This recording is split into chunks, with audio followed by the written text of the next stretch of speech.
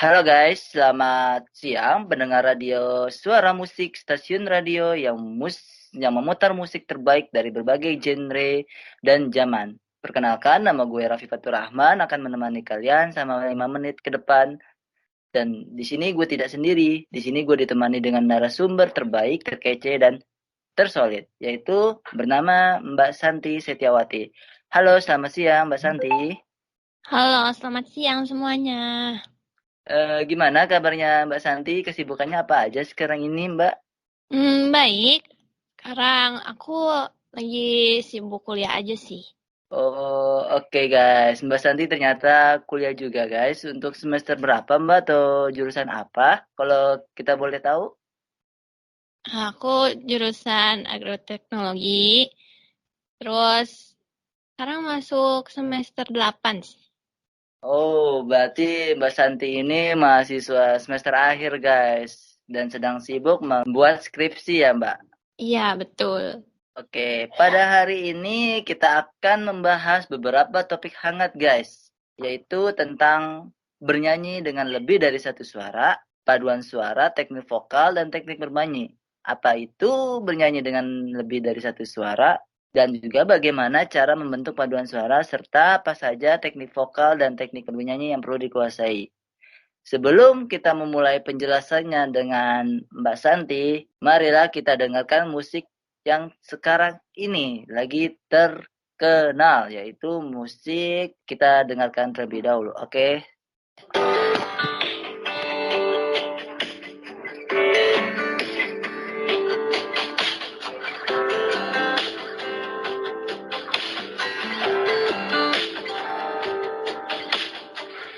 Dari kejauhan tergambar cerita tentang kita, terpisah jarak dan waktu. Ingin kuungkapkan rindu lewat kata indah. Tak cukup untuk dirimu, sebab kau terlalu indah. Dari sekedar kata, dunia berhenti sejenak menikmati indahmu. Dan apabila tak bersamamu, ku pastikan ku jalani dunia tak seindah kemarin. Sederhana tertawamu sudah cukup lengkapi sempurnanya hidup bersamamu.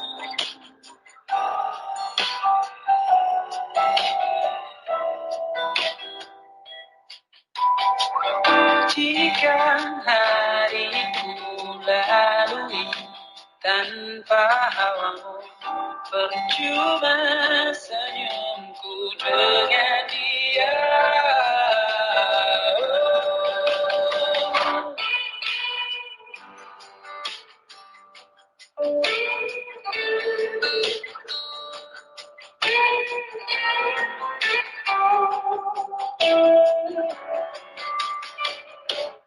Dan apabila tak bersamamu, ku pastikan ku jalani dunia tak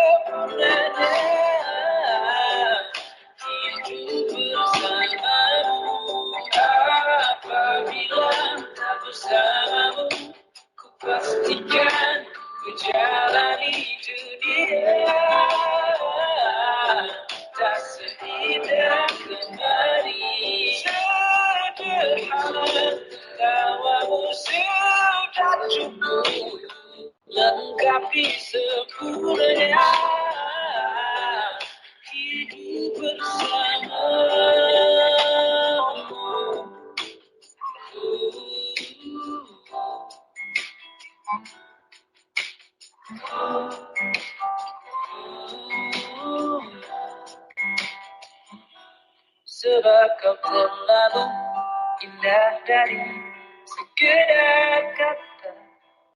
Dunia berhenti sejenak, menikmati indahmu. Oke guys, tadi kita telah memutar lagu Komang Raimloide.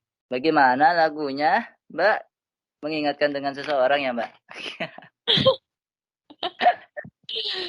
Ya, kayak nostalgia lah sama seseorang ya.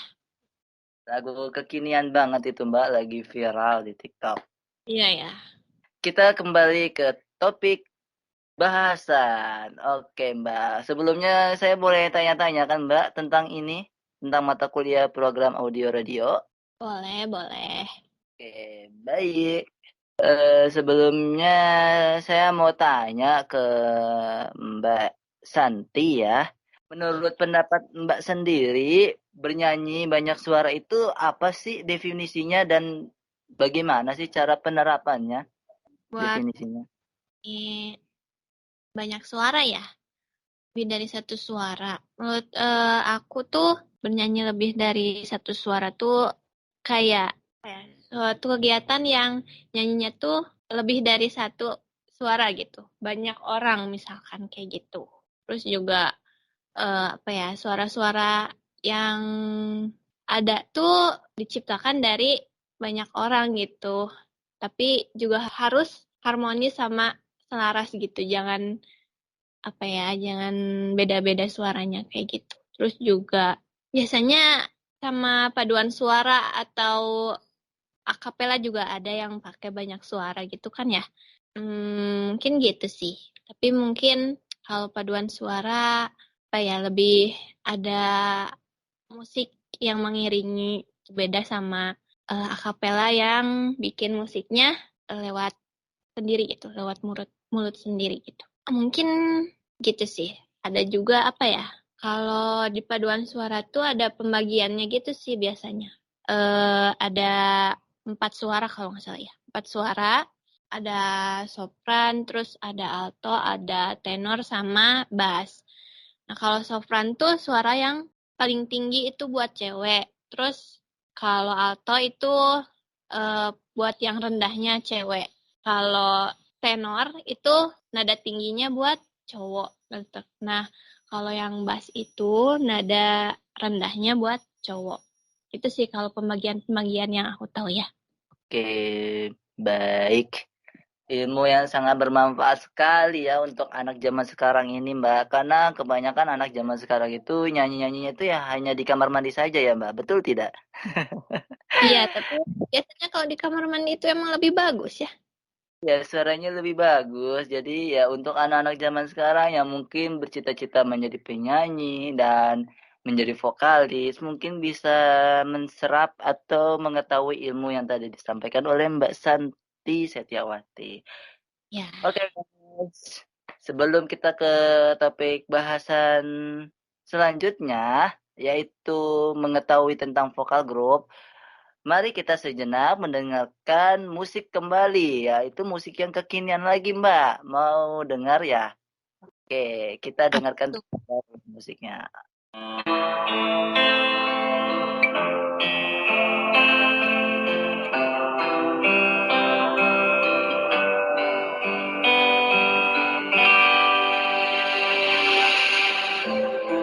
Berdiri, ku memutar waktu.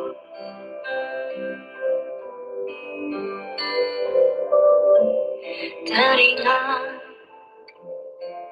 kamu yang dulu ada di sampingku setiap hari.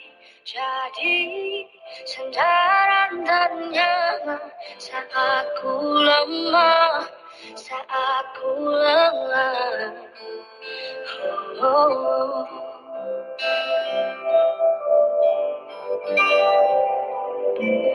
Tersadar ku tinggal sendiri,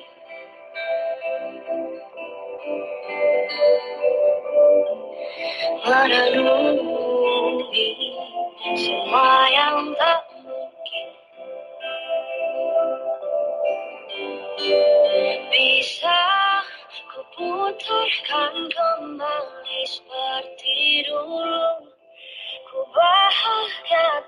tapi semuanya hilang. Sebab kau hentikan semuanya.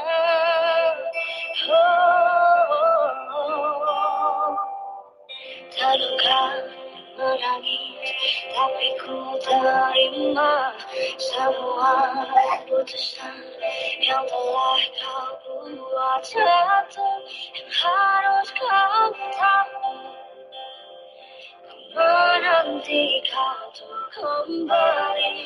Jujur ku ingin kau pergi, tinggalkan semua di sini. Tak tertahan air mata ini, mengingat semua yang telah terjadi.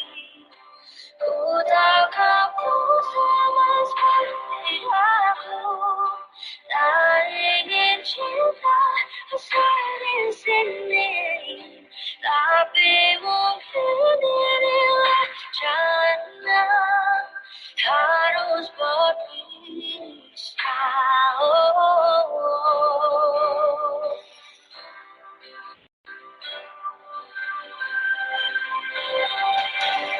Terluka menangis, tapi ku terima semua keputusan yang telah kau buat. Satu yang harus kau tahu, menanti kau untuk kembali.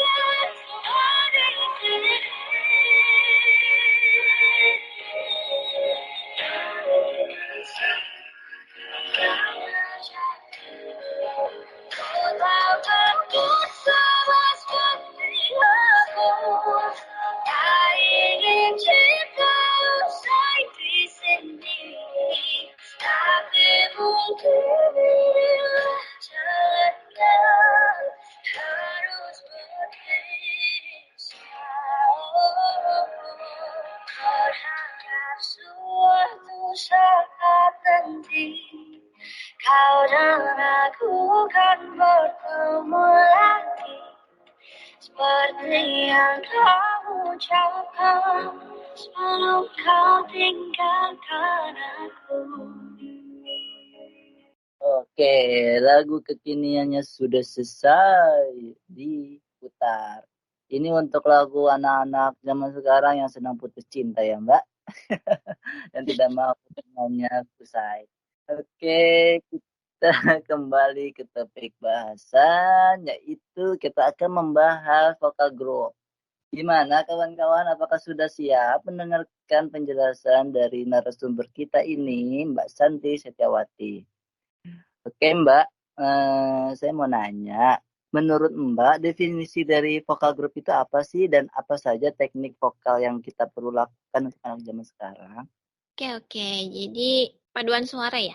Itu apa ya? Bukan seorang, sekelompok ya. Kelompok penyanyi yang dalam satu tempat gitu. Biasanya apa ya? Vokal group tuh dipimpin sama dirijen atau choir masternya gitu. Terus kalau nggak jarang juga dirijennya tuh sekaligus pelatihnya gitu, pelatih bernyanyi mereka. Nah, apa sih ya? Apa sih gitu ya dirijen tuh? Mungkin kalau kita suka lihat di sekolah gitu ya, waktu nyanyi upacara gitu, ada dirijen. Nah, itu dirijen tuh tugasnya buat ngatur tempo, terus juga ngatur dinamikanya, terus juga artikulasi dari si penyanyinya, terus juga selain itu buat ngatur ekspresi kan apa ya, penyanyi itu bukan nyanyi doang gitu kan, tapi harus mengekspresikan nyanyiannya. Terus juga apa ya, dirijen tuh tugasnya juga buat milih lagu-lagu apa ya, lagu yang cocok gitu atau lagu yang bagus terus bisa dinyanyiin sama kelompok itu dengan baik gitu. Jadi tugasnya tuh banyak sih buat dirijen itu. Terus buat teknik ya, Iya betul tekniknya, karena sebagian vokal group itu tidak mengetahui teknik-teknik yang benar untuk membentuk vokal group tersebut. Mungkin Mbak bisa sharing-sharing terkait tekniknya. Kalau yang pertama sih ya, ngatur suara kayak biar suaranya tuh yang keluar tuh nggak asal gitu. Jadi misalkan kayak latihan tangga nada, terus apa ya, ngatur buat menyampaikan lagu tuh dengan baik, terus juga ada ekspresi atau ada rasa yang keluar gitu kalau kita nyanyi itu. Jadi bukan asal keluar suara aja. Oke, baik. Kalau begitu kita dengarkan musik terlebih dahulu ya untuk pemirsa radio saat ini. Hmm,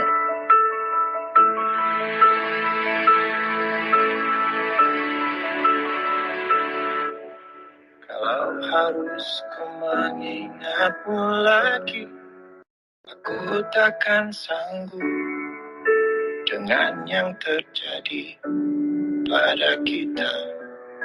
Jika melupakanmu hal yang mudah, ini takkan berat, takkan membuat hatiku lelah. Kalah, ku akui aku kalah. Cinta ini pahit dan terus memiliki. Jika aku bisa, ku akan kembali. Ku akan merubah takdir cinta yang ku pilih. Meskipun tak mungkin, walaupun ku mau bawa kamu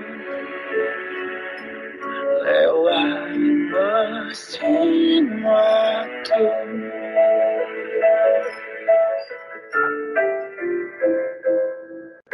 Jika melupakanmu hal yang mudah, ini takkan berat, takkan membuat hatiku lelah.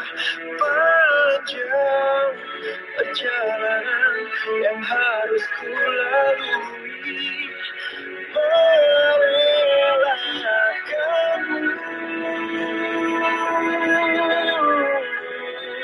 Jika aku bisa, ku akan kembali. Ku akan merubah takdir cinta yang ku pilih. Meskipun tak mungkin, walaupun kau mau bawa kamu lewat mesin waktu.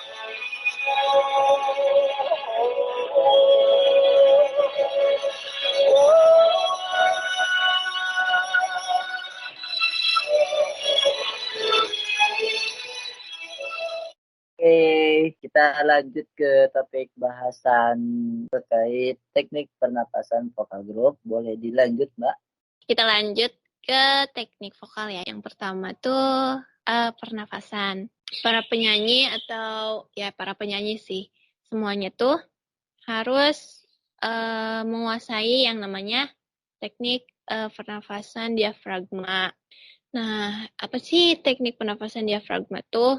Jadi, apa ya, teknik pernafasan yang kita tuh harus ngambil nafas itu melalui perut dengan, apa ya, memperluas rongga perut, terus juga kan pakai teknik diafragma ini, kita tuh bisa mengatur, apa ya, nafas yang masuk dan yang keluar gitu. Jadi, dalam bernyanyi itu kita bisa, apa tuh namanya, powernya, terus juga daya tahan kita waktu nyanyi gitu. Jadi lebih teratur, terus juga ada lebih power gitu, power dari nyanyi kita ada. Terus juga selain itu, yang lebih penting juga buat teknik vokal itu ada apa namanya proyeksi suara gitu. Terus juga artikulasinya harus jelas. Selain itu kontrol vokalnya juga harus baik. Nah, kalau yang tadi aku sebutin ada proyeksi suara. Proyeksi suara tuh menghasilkan suara dengan power gitu, dengan power yang cukup. Jadi kalau nyanyi itu bisa kedengeran tiap orang yang ada di ruangan atau dimanapun itu gitu ya. Terus juga artikulasi, itu artikulasi kayak A, I, U, E, O-nya. Ada juga yang kontrol vokal tuh, kontrol vokal kayak ngatur volume suaranya, terus nadanya, sama juga ekspresi waktu kita nyanyi. Terus ada juga kalau dalam vokal group ya. Vokal group tuh kalau teknik vokal yang harus dikuasai itu kayak teknik harmonisasi suara gitu. Jadi kan ada yang sopran, alto, tenor sama bass itu kan ya harus harmonis gitu. Jadi jangan jangan saling nabrak atau nggak padu gitulah. Kan namanya juga paduan suara, jadi suaranya tuh harus padu gitu. Terus kalau di vokal group tuh harus sering latihan sih, harus sering latihan bareng gitu, sering nyatuin suara gitu kan. Jadi kalau nanti perform tuh bisa lebih harmonis, lebih jadi kedengarannya tuh misalkan walaupun ada yang tinggi, ada yang rendah, tapi kayak sama gitu, kayak selaras gitu lah pokoknya. Terus juga yang terakhir kayak tadi aku sebutin tuh ekspresi juga itu penting ya. Jadi kayak nanti kalau kita nyanyi nggak ada ekspresi kan kayak datar aja gitu, kurang gitu kan ya. Kayak nyampein aja udah gitu, kayak nyanyi aja, nggak ada perasaan yang nyampe ke audiensnya gitu. Mungkin gitu ya. Kalau dari aku buat teknik-teknik sama vokal group. Oke, sangat jelas sekali ya ilmu yang disampaikan oleh Mbak Santi ini. Mungkin bisa bermanfaat dengan anak-anak zaman sekarang yang ingin bercita-cita untuk menjadi penyanyi atau menjadi vokalis. Oke Mbak, ada penjelasan yang terakhir nih Mbak, topik bahasan kita yang terakhir. Yaitu ya mau tanya, dan mungkin rekan-rekan pemirsa semua juga ingin bertanya tentang teknik bernyanyi. Kan tadi kan sudah teknik vokal. Nah, ini teknik bernyanyinya untuk si penyanyinya tersebut. Teknik apa saja sih yang harus kita perlukan dalam bernyanyi, Mbak? Mungkin bisa kita sharing-sharing ilmunya kepada pemirsa radio semua. Teknik bernyanyi selain ngatur pernafasan dan yang lainnya itu buat vokal ya. Tapi kalau nyanyi kayak dinamika suaranya, terus artikulasi juga sama ya. Kayak paduan suara juga harus jelas. Kurang lebih sama sih sebenarnya, mau buat yang paduan suara atau buat sendiri gitu ya, tapi harus menyesuaikan dengan musik sih. Jadi kan ada yang mengiringi itu ya kalau kita nyanyi. Jadi harus bisa mengikuti lagu ya kalau lagi nyanyi lewat rekaman gitu ya suaranya. Tapi kalau misalkan langsung gitu ya, gitar atau piano itu kan bisa kita atur sendiri ya, tapi kalau diiringi dengan orang lain gitu ya, harus menyesuaikan sama pengiringnya. Mungkin gitu aja sih, kurang lebih sama aja kalau buat teknik nyanyi dan yang sebagainya. Oke, sangat jelas sekali ya pembahasan topik kita pada kali ini. Sebagai narasumber, sudut pandang dari Mbak Santi ini mungkin ada closing kata-kata atau closing di acara penghujung acara ini untuk kita sebagai calon penyanyi. Mungkin ada motivasi atau apa? Apa ya motivasi? Kalau buat kalian yang ada niat terus pengen jadi penyanyi, meskipun nggak jadi penyanyi juga kalian pasti suka lah ya nyanyi. Jadi minimal gitu ya, kalian bisa belajar gitu, terus belajar buat melatih vokal sama teknik bernyanyi kalian gitu. Jadi ya meskipun bukan buat di TV atau buat acara tertentu, kalian bisa lebih enak gitu nyanyi dengan latihan yang terus kalian lakukan gitu. Ya mungkin gitu aja sih, lebih banyak berlatih, terus lebih sering mendengarkan gitu ya. Jadi kalian bisa lebih wah gitu dalam bernyanyi. Sangat jelas sekali. Terima kasih atas motivasinya Mbak Santi sebagai narasumber kita. Oke guys, kita sudah di penghujung acara pada podcast kali ini. Sebelumnya gue Raffi Fatur Rahman ingin mohon maaf apabila ada kesalahan dalam pengucapan atau dalam pembawaan podcast pada kali ini. Dan jangan lupa kita podcast kali ini akan kita share ke channel YouTube gue yaitu Raffi Fatur Rahman. Kita tunggu videonya rilis. Oke, kita jumpa kembali di acara podcast selanjutnya. Terima kasih Mbak.